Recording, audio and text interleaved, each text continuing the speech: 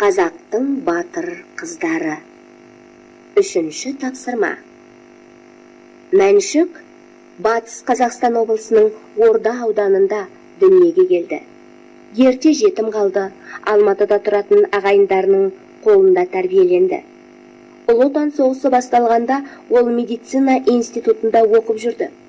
Ол 1942 жылы өзі сұранып майданға кетті. 21-ші атқыштар дивизиясында болды. Алғы шепте айқасқа түскен алғашқы күннен ақ қаруластарын қайсарлығымен, табандылығымен, ержүрек батылдығымен таңғалдырды.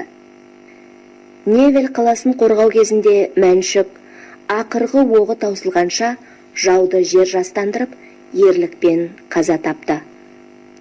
Оның қасық қаны қалғанша қарсып баққан қас батырлығы мен асқақ өлімі соғыс даласында да, еңбек майданында да әрбір отаншыл азаматтың жүрегінде ерлік жыры болып жаңғырып, жеңіс жалауын тезірек желбіретуге жігерлендіре түскені хақ.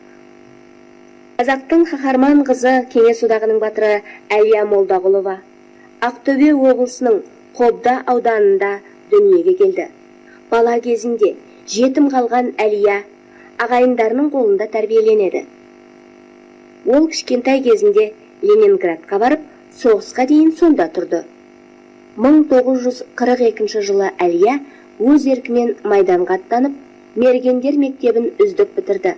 Ашық шайқасқа ол 1943 жылы маусымда 2-ші Прибалтика майданының 26-шы атқыштар дивизиясы құрамына түсті.